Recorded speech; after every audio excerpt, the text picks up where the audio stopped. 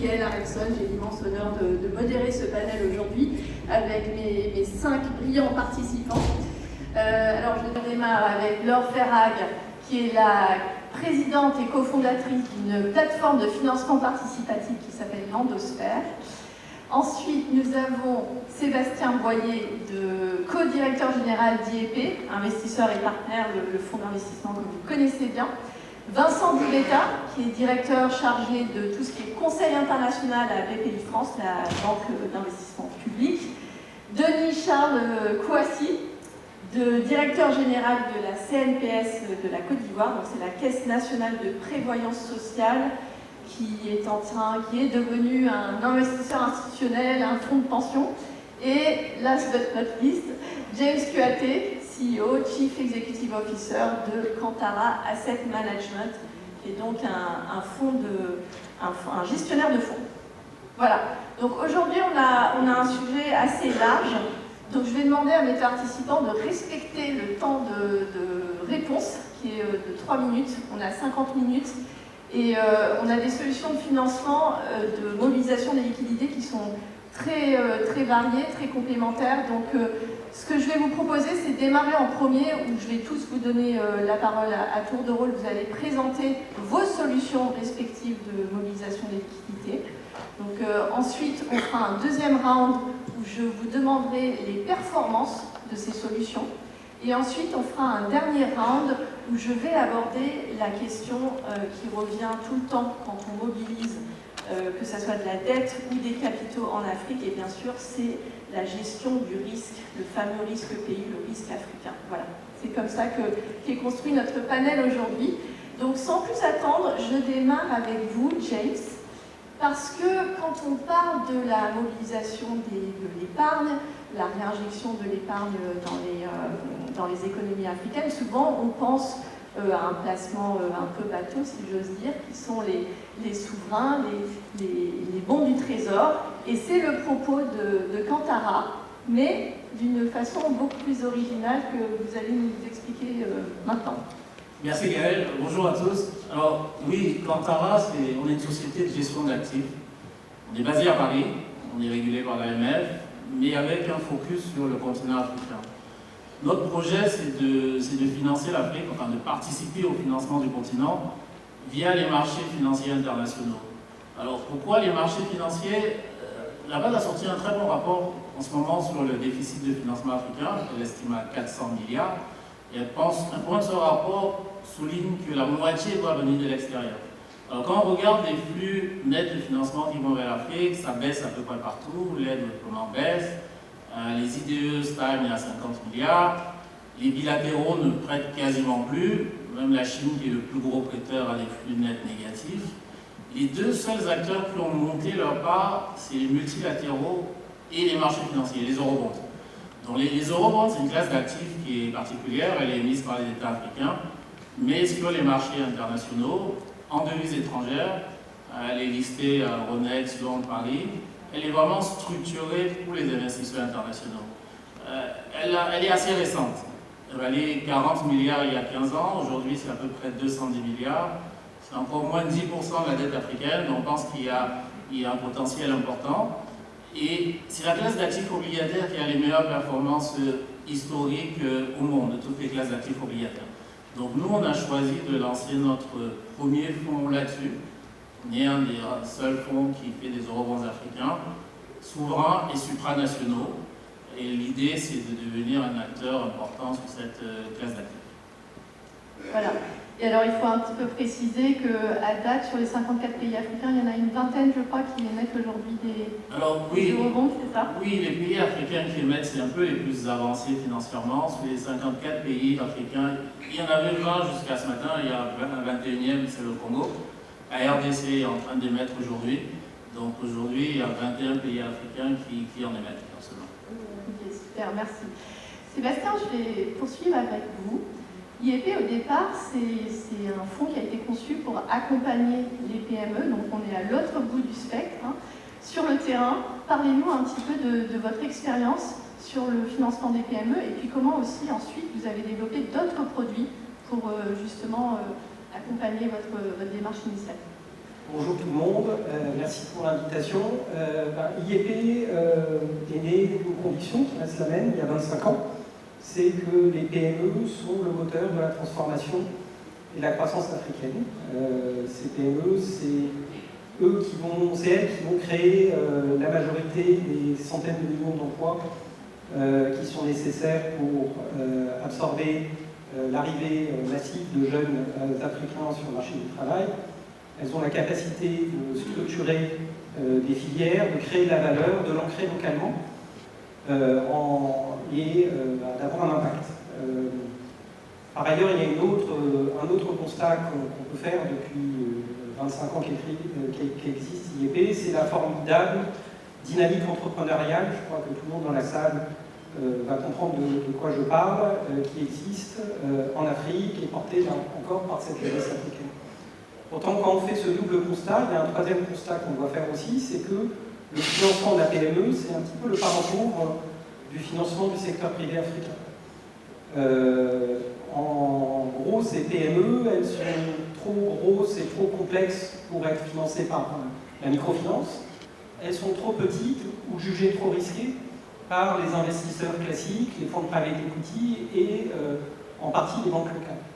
Donc là, il y a ce qu'on appelle le missing middle, la vallée de la mort, de façon un peu plus dramatique, qui est extrêmement nécessaire. Et pourtant, ces PME, elles ont besoin de passer ces étapes pour devenir les grands corporates africains. Donc IEP, depuis 25 ans, s'est focalisé sur ce missing middle. Et effectivement, on l'a fait en développant tout un écosystème de financement, en finançant d'abord des jeunes pousses à travers des programmes d'accélération. On est capable d'aller financer des entreprises en dessous de 100 000 € avec des financements d'amorçage de l'assistance technique, à travers l'investissement direct et également dans des plus grosses PME qui vont avoir des besoins de l'ordre de 1 à 5 millions en créant des fonds d'investissement que nous gérons nous-mêmes et qui prennent des participations minoritaires dans ces PME pour du capital croissance en Afrique de l'Ouest, à Madagascar principalement, c'est la famille des fonds IPAE. Et puis, comme c'est un secteur difficile, hein, c'est la raison pour laquelle il y a peu d'acteurs sur ce secteur, c'est qu'il est difficile, il est compliqué structurellement. J'y reviendrai plus tard peut-être si j'ai le temps, mais ça nous a poussé à innover et donc de réfléchir à financer des équipes africaines qui elles-mêmes financent des PME. Il y a une dizaine d'années, on a lancé une plateforme qui s'appelle IEP Développement, qui est un fonds sponsor qui incube des fonds nationaux. On s'associe avec des équipes locales pour créer des véhicules nationaux qui lèvent de l'argent auprès d'investisseurs privés locaux et qui investissent dans des toutes petites PME à coût de ticket de 100 000 jusqu'à 500 000 €. Et on a créé déjà 7 de ces véhicules au Mali, au Niger, au Burkina, Sénégal, Côte d'Ivoire, Ouganda et Madagascar. Et puis la dernière, pour aller toujours dans le sens de ce rôle d'intermédiation, hein, d'accompagner des équipes d'investissement africaines, nous gérons aujourd'hui un fonds de fonds qui s'appelle FASA, qui est un fonds de fonds un peu particulier puisqu'il apporte du capital de première perte à des fonds d'investissement gérés par des équipes africaines qui visent des PME agricoles. Donc nous apportons ce capital qui est plus risqué, avec le but de pouvoir faciliter l'investissement de privés ou même de DFI qui, sans cette couverture de risque, ne pourraient pas investir dans ces véhicules. Merci Sébastien. Ça prend un petit peu de temps, mais c'est important de dessiner tout l'écosystème IEP, on va y revenir. Denis, quand vous êtes arrivé à la tête de la CNPS, je crois que la situation financière elle était mauvaise, il y avait un déficit. Comment est-ce que vous avez retourné cette situation? Comment vous avez fait en sorte que les liquidités commencent à rentrer et qu'on inverse la dynamique? Merci. Alors, disons que l'institution que je gère, c'est l'institution qui s'occupe de la sécurité sociale des travailleurs du secteur privé. Et cette institution a connu déjà dans les années 90 de gros problèmes je ne dirais même pas de trésorerie, mais on était pratiquement en cessation de paiement dans les années 90. Et là, il a fallu licencier le cadre effectif. Donc, après, l'entreprise est repartie un peu. Et puis, dans les années 2000, les déficits ont recommencé. En 2005 et 2011, on a accumulé 300 millions d'euros de déficit. Quand on s'est rendu compte qu'il y avait un véritable problème et qu'on a identifié, ce problème c'était le régime de répartition que nous appliquions au niveau de la gestion de la retraite. Pour nous, on a constaté que c'est un régime dépensier et appauvrissant. Parce que nous partions, tout ce que vous gagnez, vous dépensez. Et nous sommes partis d'un modèle économique simple qui dit que ressources égale consommation plus épargne, épargne investie crée la richesse. Comment nous avons traduit ça en acte? Le taux de cotisation était à 8%, nous l'avons passé à 14%. Avec les partenaires sociaux, les discussions étaient un peu difficiles, mais ils ont accepté, notamment le patronat, de passer de 8% à 14%. Ce qu'on leur a dit, si vous passez de 8 à 9 ou 10, vous allez remonter un peu la pente, mais après on va redescendre. Donc passons de 8 à 14, ils ont accepté. Et l'autre élément qu'on a actionné, c'est l'âge de la retraite qui était à 55 ans, on a dit passons à 60 ans. Donc on diffère des paiements et on n'a pas de ressources. Et dès qu'on a mis en place ce système en 2012, comme je dis, là où de 2005 à 2011, on avait fait 300 millions d'euros de déficit, dès 2012, on a fait 12 millions d'excédents. On a progressé régulièrement pour atteindre pratiquement 400 millions d'excédents en 2025. Et ces excédents cumulés ont fait en sorte que le bilan de l'entreprise, qui était à environ 300 millions d'euros en 2012, ce bilan est passé aujourd'hui à 3 milliards d'euros. Et donc, nous avons véritablement en stock ce qu'il faut et nous avons investi dans l'économie. Nous avons pris des participations dans les entreprises avec de bons dividendes, avec de bonnes plus-values. La récente en date, c'est quand BNP est sorti de la BCC, qui est une banque ivoirienne. Nous avons injecté à peu près l'équivalent de 35 millions d'euros. Aujourd'hui, c'est évalué à 4 fois plus. C'est-à-dire l'action était à 10 euros et l'action est passée à 37 euros. Voilà. Vous voyez ce que ça représente en termes de plus-value. Et nous sommes dans 6 banques de cette dimension. Nous sommes aussi dans des unités de transformation, notamment l'énergie, avec 15% de Eranov. Et puis nous sommes actionnaires aussi dans les structures opérationnelles comme la Cyprel ou bien. Voilà. Et ça nous a permis de faire des revalorisations régulières de la retraite. Des prestations. Oui, des prestations de retraite. Chaque 2 ans, nous les valorisons. Ce qui fait que là où de 2000 à 2011, on avait fait une seule revalorisation sur la période de ces 10 années parce que la situation financière était difficile, les 10 dernières années, on a fait 40% de revalorisation cumulée sur la période. Aujourd'hui, en termes de stock de paiement de prestations, nous sommes à 6 années de réserve de stock de prestations. Et on va revenir ensuite sur ces performances. C'est vrai qu'ici on a un public français, ça doit paraître un peu exotique, une caisse comme ça qui génère de l'argent, qui a un portefeuille diversifié de placements financiers et qui se positionne comme investisseur institutionnel. Je pense qu'ici ça se rapproche un peu de la CDC. Vincent, quand on a préparé ce panel sur la mobilisation des liquidités, vous me disiez, mais en fait Gaël, il y a des liquidités, c'est plutôt que justement, les organismes qui les gèrent en Afrique ne se parlent pas très bien entre eux, et c'est peut-être ça le problème. Je vous donne la parole.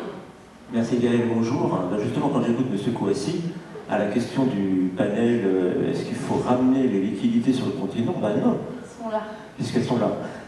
Elles sont là. Donc le sujet, ce n'est pas forcément les liquidités, parce qu'elles sont déjà massives, mais c'est plutôt la circulation des liquidités. C'est comment traîner ces liquidités pour aller vers l'investissement productif. Et donc le rôle de BPIFrance indirectement, c'est surtout pas ajouter un instrument supplémentaire au financement, parce que tout existe, mais c'est faire en sorte qu'il y ait une cohérence entre les institutions et nos activités, et les activités des autres, pour aller vers l'investissement productif. Si on suit quelques exemples concrets de l'activité que nous avons en Afrique depuis des années, tous les États Beaucoup d'États ont créé, parfois sur raisons politiques, économiques, urgence, un fonds souverain, une caisse de dépôt, un fonds de garantie, une banque de développement, structure d'accompagnement. Et on se rend compte que parfois, ils se rendent compte qu'il n'y a pas forcément de connexion entre toutes ces institutions. Donc il n'y a pas de valeur ajoutée, il n'y a pas d'effet de levier sur l'économie. Et donc notre activité de conseil international, c'est accompagner ces États à donner du sens, à donner de l'institutionnel, de la gouvernance et des règles pour qu'il y ait une vraie force publique qui entraîne le privé.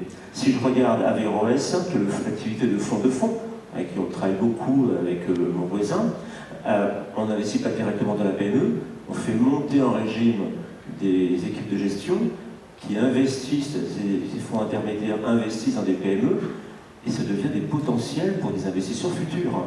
Et puis Euroquity, c'est la connexion entre des investisseurs et des partenaires. C'est important parce que sans la connexion, un projet est invisible, sans visibilité, il n'est pas financé. Donc en fait, on est vraiment dans la connexion et donner de la valeur ajoutée. Très bien, super. On va revenir sur ces thèmes de la coopération interorganisme. Laure, parlez-nous de votre plateforme de financement participatif. Il y avait une reprise, je crois, du réseau de la Banque Postale au départ. Comment est-ce que votre plateforme s'est tournée aussi progressivement vers l'Afrique? Je crois qu'on avait cité un exemple en Namibie avec un financement d'une société française qui s'appelle Innovant. Merci Gaëlle, bonjour à tous. Effectivement, donc je suis la cofondatrice et je préside la plateforme Lendosphère qui appartient à la société de gestion 123IM depuis 2021. Nous avons créé la plateforme en 2014 avec une double conviction, une double raison d'être, celle d'être un levier de décarbonation de l'épargne et celle d'être un levier d'accélération de la transition énergétique. Lendosphère a réalisé en 2024 l'acquisition de Lendopolis, qui est une plateforme qui était à peu près la même activité que nous, qui appartenait à la Banque Postale, que nous avons intégrée depuis un peu plus d'un an et demi. Aujourd'hui, Lendosphère Lendopolis, c'est plus de 850 millions d'euros qui ont été investis via nos plateformes directement dans plus de 1200 projets de transition énergétique. Ces projets sont des projets solaires, des projets éoliens, des projets de rénovation énergétique du bâtiment, des projets de réseau de chaleur qui sont portés par des entreprises de premier plan au niveau français et européen et qui ont des activités de développement, de construction et d'exploitation de projets sur le continent africain. Nous avons, dès 2015, donc très rapidement après le lancement de la plateforme, accompagné les premiers projets de centrales solaires sur le continent africain et aujourd'hui, ce sont plus d'une vingtaine de projets sur 12 pays. Donc j'en citais quelques-uns, Sénégal, Maroc, Namibie, Tchad, Tunisie, Sierra Leone, Rwanda, Ouganda, les pays dans lesquels nous avons financé des projets aujourd'hui. Et nous avons plus récemment accompagné des entreprises qui réalisent également des projets de finance carbone, de compensation carbone, sur la base, là, pour le coup, de reforestation, de protection de forêts et de mangroves, et également de cuisson propre. Et donc ce sont des projets qui, par nature, par essence, contribuent à la transition énergétique, à l'adaptation et à l'enjeu essentiel aujourd'hui d'indépendance énergétique, de décarbonation du mix énergétique, de lutte contre les émissions de gaz à effet de serre, tout en contribuant à l'enjeu d'électrification qui est prégnant dans ces pays. Et donc aujourd'hui, ce que nous réalisons, c'est que nous accompagnons des projets qui aujourd'hui sont entre 5 et 100 mégas de puissance, qui sont des projets qui sont globalement adaptés au bassin de consommation à côté desquels ils se situent pour éviter des coûts supplémentaires de capex, de réseaux qui viendraient affecter et être disproportionnés sur les économies des projets. Donc là, pour le coup, on est vraiment sur une mobilisation des liquidités hors Afrique qui vont vers le continent. Et le ticket moyen, je crois que c'était 1 700 €, quelque chose comme ça. On a aujourd'hui une base de plus de 115 000 investisseurs qui sont à 80% des particuliers et pour le restant des institutionnels et de la gestion intermédiaire, donc par des professionnels de la gestion patrimoniale. Et effectivement, aujourd'hui, c'est un ticket d'entrée qui est très accessible, c'est un ticket d'entrée qui est même bas, qui permet cette démocratisation de l'investissement dans la transition énergétique et également de la mobilisation de l'épargne, éventuellement des diasporas des pays concernés. Ça, super. Merci. Alors, on a fait notre premier tour de présentation. Maintenant, on va passer à la deuxième étape qui est d'évoquer avec vous les performances, le REX, comme on dit, le retour sur expérience de vos dispositifs respectifs. Denis, je vais démarrer avec vous, parce que le track record de la CNPS, et vous avez commencé à le dire tout à l'heure, il est tout simplement très impressionnant. Il y a très peu de caisses qui font état d'une telle performance sur le continent africain. Alors, parlez-nous de ce track record, à la fois évidemment au niveau de la couverture sociale, comme vous avez commencé à l'ébaucher tout à l'heure, comment les prestations se sont améliorées, comment vous mettez en place des nouveaux régimes de protection sociale, de l'assurance chômage, la retraite logement, et bien sûr aussi parlez-nous de comment vous avez diversifié votre portefeuille d'investissement. Voilà, je vous laisse la parole. Alors, dans la trajectoire générale, ce que je vais ajouter, parce que j'ai déjà dit, c'est qu'aujourd'hui, nos produits financiers représentent 32% de nos charges de prestations. Ça couvre 32% de nos charges de prestations. Notre objectif, c'est de faire en sorte qu'en 2030, il y ait une couverture de 50% et en 2045, que les produits financiers financent totalement l'ensemble des prestations. De sorte que toutes les cotisations que nous allons engranger viennent financer directement l'économie. Voilà la trajectoire.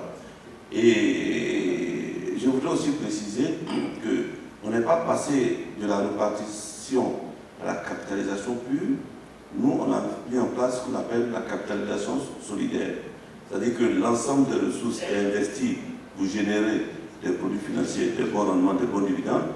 Mais comme vous savez que le monde est très capitalistique et évolue vers une grande disparité entre les plus nantis et les moins nantis, on donnera un rôle à la sécurité sociale de réduire un peu cet écart qui se fait pendant qu'ils sont en activité.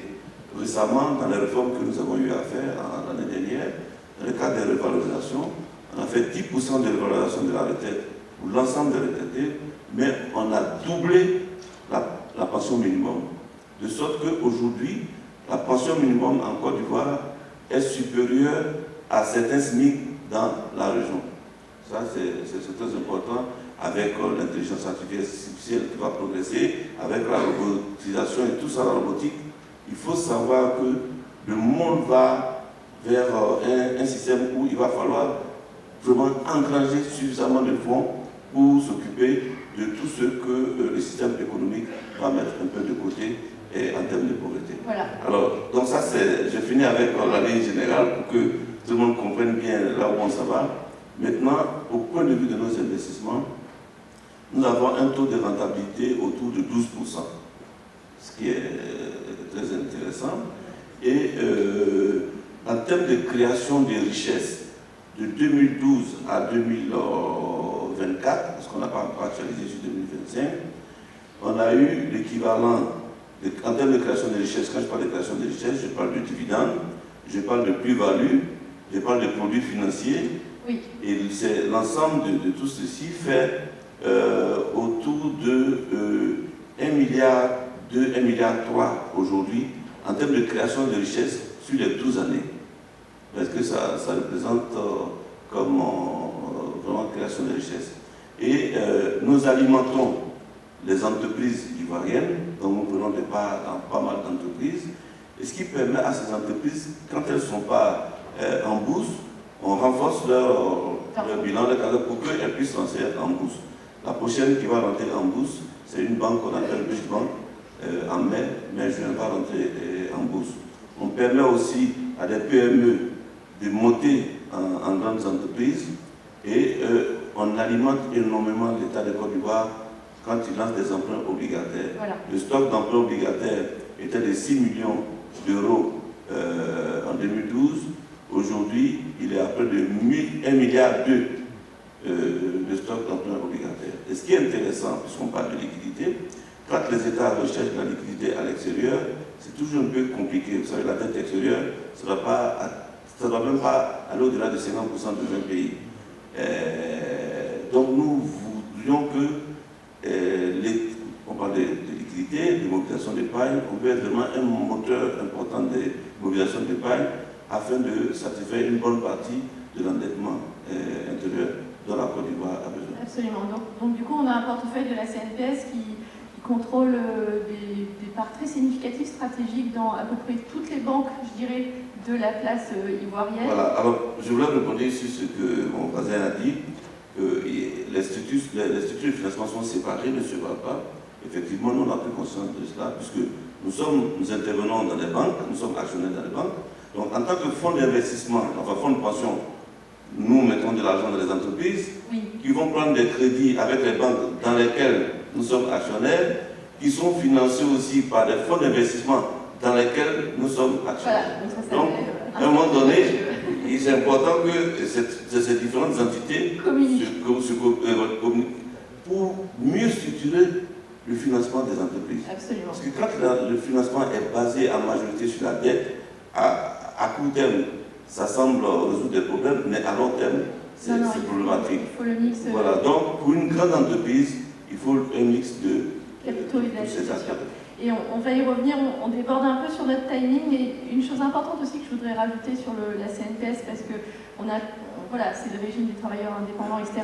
Mais il y a un programme que vous avez lancé depuis plusieurs années d'enrôlement des travailleurs informels. Et on sait qu'en Afrique, les économies, c'est majoritairement des travailleurs informels. Donc c'est très important aussi d'aller chercher ces liquidités, entre guillemets, chez l'informel, et à un moment de formaliser tout ça et de normaliser toute cette économie qui n'est pas encore en Afrique. Alors, j'enchaîne, Vincent, sur votre retour d'expérience, sur à la fois l'octroi des crédits, des garanties, l'innovation, l'accompagnement. Je sais que vous mettez en place en ce moment un programme que vous déroulez en Côte d'Ivoire avec 4 banques, justement, auxquelles vous apportez des lignes de crédit, des lignes de garantie, pour mesurer leur capacité ensuite d'aller financer les PME. Merci. Et puis en complément de ce que dit la CNPS, dans notre action générale GBPF France, on mesure notre performance sous l'angle de l'effet d'entraînement. Les secteurs privés entraînés, le nombre de PME financées, PME accompagnées pour qu'elles soient financées. Et une fois qu'elles sont financées, qu'elles grandissent. Et en fait, l'effet levier, c'est de travailler ensemble. Donc il faudra bien regarder la Côte d'Ivoire au second semestre 2026, parce qu'il y a le gouvernement qui a voulu et qui a créé le guichet unique des entrepreneurs ivoiriens, avec un holding finance accompagnement et une filiale garantie qui est son agrément. Mais au second semestre, il va se passer beaucoup de choses. Parce qu'actuellement, il y a une montée en gamme avec les 4 banques test, BCC, Orange Bank, NSIA, AFG, et on a co-construit entre l'entité publique et le secteur privé, ça n'a jamais été fait, les produits financiers qui correspondent à des besoins des PME ivoiriennes, non couverts par les banques privées, mais dont les banques privées sont ravies qu'une institution publique, sur ressources prêts souverains, apporte de la liquidité pour faire ces produits. Ça peut être aussi bien la PME qui exporte, la femme entrepreneur, la start-up, etc. Et donc on a co-construit les produits avec eux, on a fait les process, et on a un prêt souverain de 80 millions d'euros entre la France, avec Chute d'Africa 2 et la Côte d'Ivoire, où les décaissements se sont déjà faits sur la garantie, pour faire la garantie annuelle, sur l'accompagnement pour les connecter au crédit, et sur les ressources financières de ces 4 banques, sur lesquelles il va y avoir des dotations, et supervisées par l'entité publique. Ça, c'est très important. Et donc, on voit bien que quand on veut travailler ensemble, c'est une synergie. Il faudra faire le premier bilan, la première étape au second semestre 2026, parce qu'en fait, la mayonnaise va commencer à prendre, mais elle va prendre avec les acteurs IEP, elle va prendre avec la Caisse des dépôts, elle va prendre avec ce que fait la CNPS, avec tous les acteurs, parce qu'enfin, ce guichet unique va devenir au cœur de l'écosystème et va commencer à tourner. Bien sûr, oui. Alors très bien, ça me fait une super transition avec vous, Sébastien. Votre bilan, après 25 ans d'activité sur le continent, et justement j'ai envie de dire, ce millefeuille un petit peu de différents produits que vous mettez en place, qui fait complètement écho à ce que vient d'expliquer Vincent. Votre retour d'expérience. Donc, déjà, quand on parle de la performance des fonds que gère l'IEP, comme le disait Vincent, on a la performance financière est un des critères, et il est évidemment extrêmement important, c'est ce qui garantit votre capacité à continuer à croître et à pouvoir continuer à lever des fonds, mais également notre performance d'impact. Nous sommes des fonds, nous gérons des fonds d'impact. La raison pour laquelle nous sommes positionnés sur ce secteur difficile de la jeune PME, c'est pour l'additionnalité, l'impact, la capacité à créer des emplois et d'avoir des effets en cascade que l'on mesure et sur lesquels on reporte. Le sujet du financement de la jeune PME, c'est un sujet difficile. Il y a des tensions entre la pure performance financière et le fait de se focaliser sur ce secteur. Les raisons, elles sont évidentes. On travaille avec des PME qui sont plus petites, plus fragiles. Elles ont aussi une capacité de croissance et de création de valeur plus importante, mais elles restent soumises à des risques et ils existent sur le continent africain comme ailleurs. Et puis aussi parce qu'aller toucher ces PME, ça coûte cher. En fait, on fait un métier de frais fixe. Quand on investit, y compris dans une PME, il faut bien faire des due diligence, signer un pacte d'actionnaire, etc. Et évidemment, quand on le fait sur une entreprise qui a besoin de 200 000 €, ça coûte quasiment le même prix que si on le faisait sur une entreprise qui lèverait 20 millions d'euros. Donc la question de la tension de ces coûts est importante et ce qui nous a poussé à innover, à créer ces fonds d'investissement locaux, etc. Je voulais rajouter un point sur le rôle de la blended finance, qui est ce que nous, on commence à être un opérateur de la blended finance à travers FASA, c'est-à-dire la capacité de certains acteurs, soit publics, soit philanthropiques, à pouvoir prendre plus de risques pour catalyser de l'investissement privé et faire de la mobilisation de liquidités. Et ça, c'est important parce que, en fait, ça rétablit un équilibre rendement-risque qui est très important et en baissant fortement le risque d'investisseurs institutionnels comme peut l'être la CNPS, rendre ces investissements, je dirais, mainstream par rapport à cette analyse des risques-rentabilité. Merci. On est un petit peu en retard de 5 minutes sur notre planning. Laure, votre track record, je crois qu'il est très très long. Aucun défaut à date. Effectivement, aujourd'hui, via l'Endosphère, on a accompagné, comme je le disais, une vingtaine de projets, avec aujourd'hui des rendements proposés aux investisseurs compris entre 8 et 9% sur ces projets africains, et des maturités qui s'échelonnent entre 2 et 6 ans. C'est du financement obligataire, donc on intervient en dette. Au niveau de la maison mère qui porte ces projets, on y reviendra peut-être si on a le temps d'aborder la question du risque, et en intervenant donc directement dans le financement de ces entreprises qui portent et exploitent ces projets d'énergie renouvelable. Donc aujourd'hui, on peut accompagner ces entreprises sur des financements obligataires jusqu'à 5 millions d'euros, qui est notre maximum réglementaire. On opère dans le cadre d'un marché réglementé par l'autorité du marché financier avec un agrément européen aujourd'hui qui nous permet de réaliser ces levées de fonds directement auprès de particuliers et d'institutionnels. Et je reviens sur la dimension extra-financière parce que ces projets qui ont effectivement aujourd'hui un couple rendement-risque qui est bon, qui est très attractif, avec une absence totale de pertes à date, ont aussi un supplément de sens et un supplément d'impact pour les investisseurs qui sont engagés dans cette démarche de donner un supplément de sens à leur placement. Aujourd'hui, c'est des projets qui contribuent à l'électrification, à la décarbonation, à l'évolution du mix énergétique vers des ressources renouvelables qui sont présentes en quantité évidemment extraordinaire sur le continent et qui permettent de vraie indépendance énergétique également.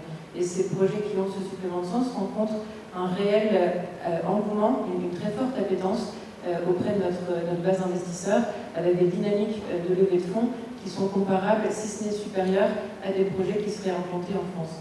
Donc ça, c'est aussi quelque chose d'intéressant à remarquer, et dans une dimension aujourd'hui où pouvoir flécher directement son épargne avec des enjeux de greenwashing, avec des enjeux de manque de transparence sur l'affectation finale de ces fonds, quand des outils existent, ils sont très porteurs et très attractifs.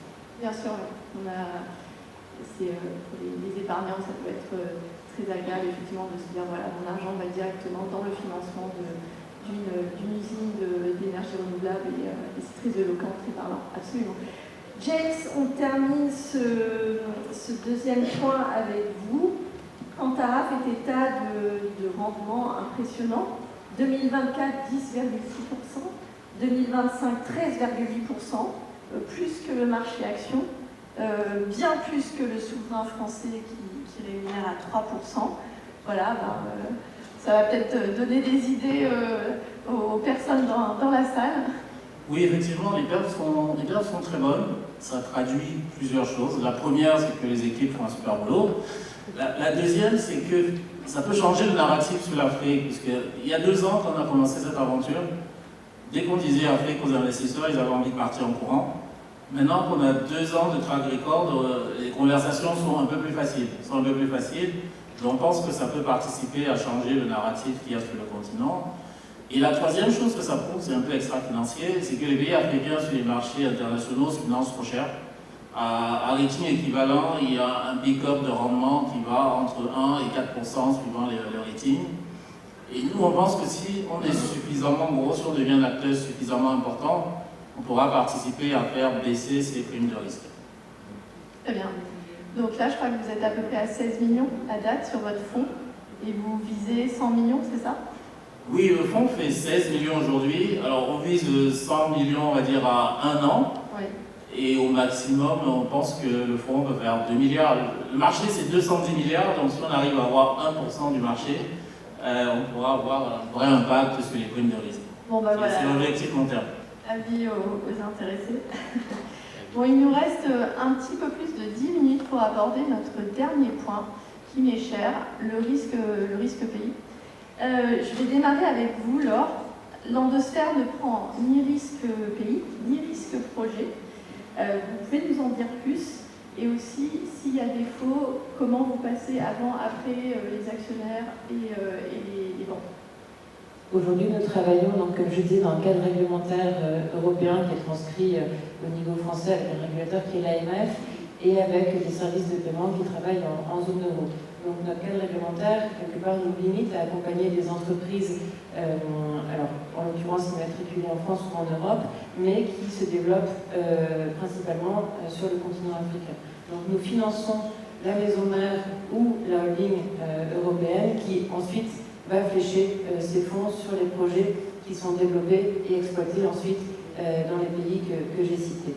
Ce qui permet à l'investisseur final, à l'investisseur particulier, qui est généralement un investisseur bien averti et avec aucune garantie autre que les sûretés que nous prenons, d'avoir un risque très limité, puisque c'est un risque maison mère, corporate, au niveau français ou européen.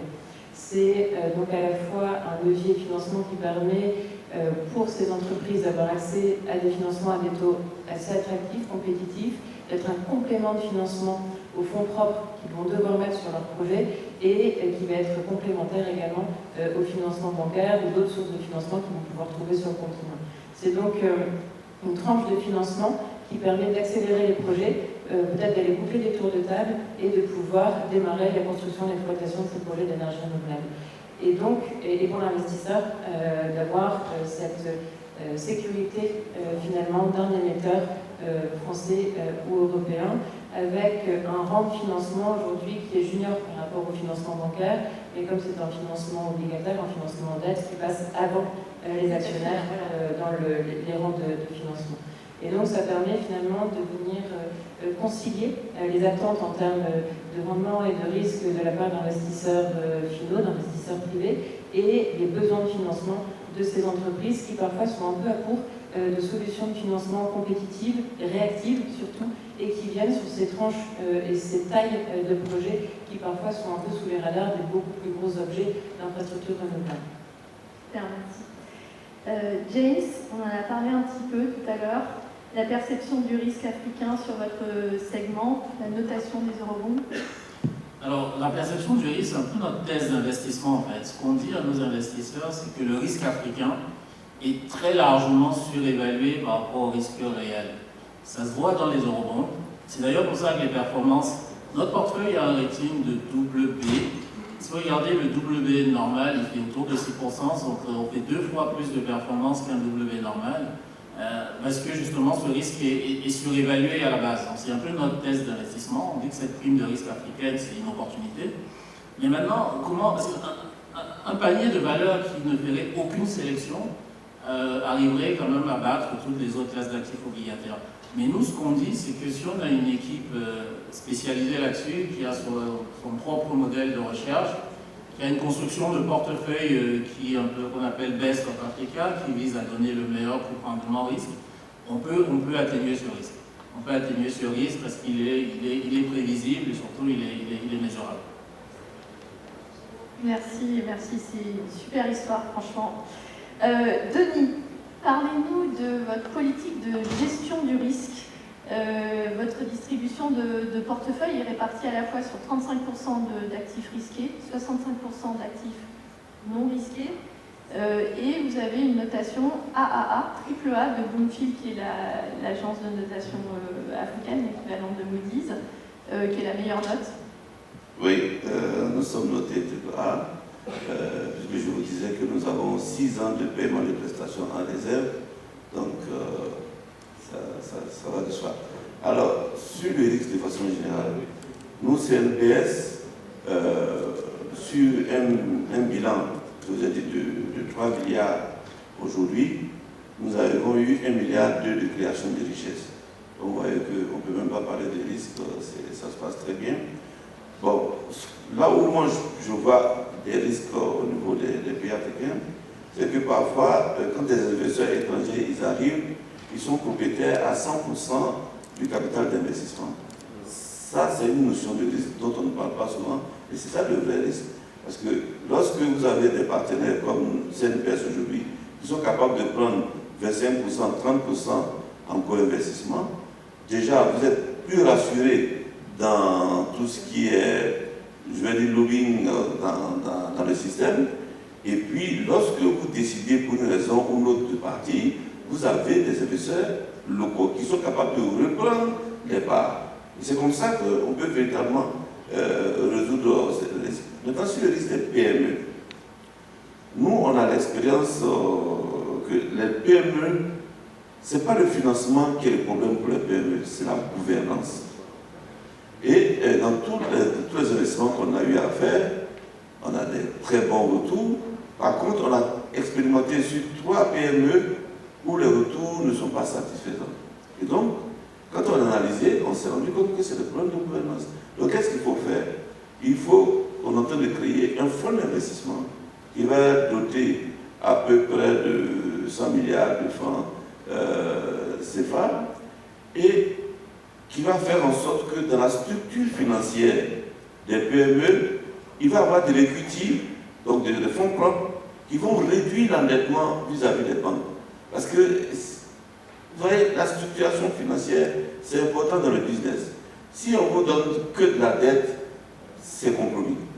Mais quand vous avez de l'equity, et celui qui vient avec de l'equity, il vient avec de la gouvernance, puisqu'il rentre dans le capital, il ne vous demande pas de garantie comme les banques, mais il va vous aider, parce qu'il s'est dit, bon, moi je rentre avec 1 milliard de dollars, mais dans 7 ans, dans 10 ans, je veux sortir avec 3 milliards de dollars.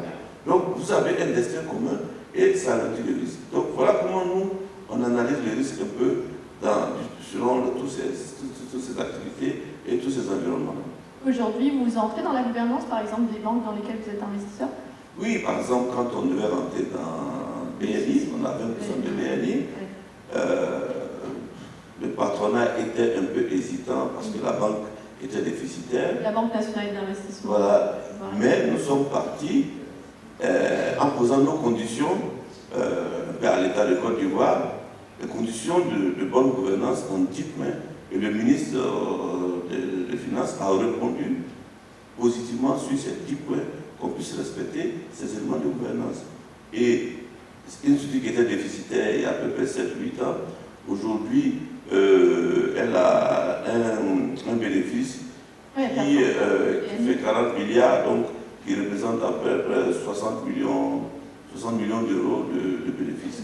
Donc elle est sortie totalement du rouge. Super. Sébastien, raidissement. On y est presque. On a encore 3 minutes pour boucler ce panel. Sébastien, on parlait ensemble du raidissement, du resserrement que vous sentez, que vous percevez donc, au niveau des DFI aujourd'hui. parce que justement il y a une perception d'un risque accru, et en même temps on assiste justement à l'émergence de ces investisseurs institutionnels africains comme la CNPS ici. Vous pouvez nous en dire plus sur comment vous voyez les choses et comment elles vont évoluer? Je ne sais pas si je parlerai de rétissement des DeFi, mais peut-être qu'on est limité dans le temps, donc je vais aller plus directement sur de façon générale, la meilleure façon de gérer le risque au pays, c'est en fait de laver de l'argent localement. Des investisseurs burkinabés aujourd'hui, le risque Burkina, ils sont évidemment, ils ont une tolérance très forte au risque burkinabé. Et globalement, la localisation et être proche du terrain et d'être proche du terrain, ça permet de gérer ce risque. Aujourd'hui, des 7 véhicules dont je vous ai parlé, celui qui a le meilleur portefeuille, il est justement au Burkina, qui pourtant a connu une crise sécuritaire importante. Et donc, voilà, la localisation est très importante, mais la mobilisation du capital local, elle est très importante. On a pu, à travers IEP Développement, mobiliser 60 investisseurs privés africains dans ces différents véhicules. Et puis, effectivement, on voit l'émergence d'investisseurs institutionnels africains. Il y a le FONSIS au Sénégal, les caisses de dépôt en Côte d'Ivoire, au Bénin, et bien sûr la CNPS, auquel je veux rendre hommage, parce qu'elle a vraiment ouvert la voie aussi sur la capacité à pouvoir financer des fonds d'investissement qui visent les PME. Et ça, c'est quelque chose qui, je crois, doit être approfondi, parce que je pense qu'il y a une grande cohérence entre à la fois la volonté de faire fructifier l'épargne sociale ivoirienne et d'avoir un impact sur l'économie réelle. Merci, on est à 15h35. Vincent, vous avez le mot de la fin. Alors finalement, est-ce que quand tous ces organismes se parlent entre eux, communiquent, travaillent, œuvrent ensemble, est-ce qu'on doit encore parler de risque alors? C'est quoi la fin? Est-ce qu'on doit encore parler? Est-ce qu'il y a encore question d'un risque africain? Je dirais, comme a dit James, le risque africain est surélevé, voilà. Et c'est essentiel. Parce que quand il est surélevé parce qu'on ne se parle pas, on ne se connaît pas, quand on parle de financer les entreprises, bon, les banques financent d'abord les flux, donc le bilan. Par le projet de Côte d'Ivoire, pourquoi les banques accrochent à ce projet? Elles vont pouvoir dérisquer. Dérisquer par un accompagnement spécifique qui est admis, dérisquer par la garantie qui est admise sur les prêts, dérisquer par le taux du prêt souverain. Et puis nous, contre du crédit export, on analyse des dossiers, on fait la synthèse.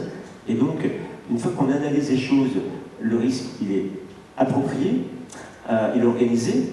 Et quand il est organisé, il est gérable. Et quand il est gérable, il ne devient plus l'élément central. Et comme disait très bien Nadine Moreno au panel de ce matin dans Midi, ça fait partie des préjugés qu'on tourne en boucle, le risque africain. Et bien allons en Afrique et analysons les risques et travaillons ensemble. Bon ben voilà, super. Merci beaucoup, je vous prie d'applaudir mes brillants intervenants aujourd'hui. Il est 15h36. On va suivre avec une table ronde sur les mines animée par Stéphanie Roy. Et en parallèle, il y a un atelier sur l'investissement au Cameroun qui démarre dans la salle Concorde Invalide. Voilà, merci encore, merci.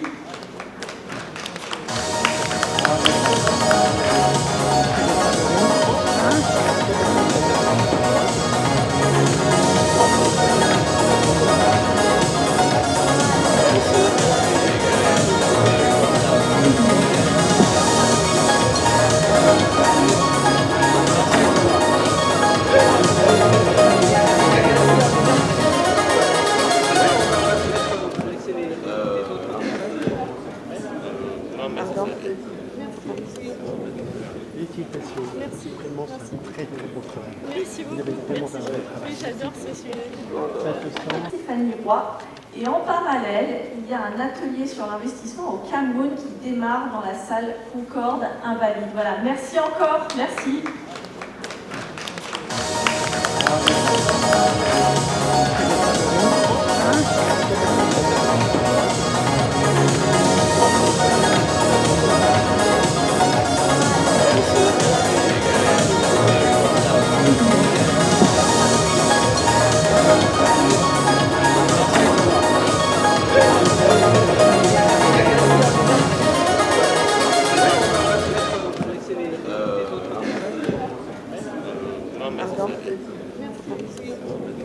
Félicitations. Merci. Vraiment, c'est un très très beau travail. Merci beaucoup. Vous avez vraiment Merci. fait un vrai travail. Oui, j'adore ce sujet.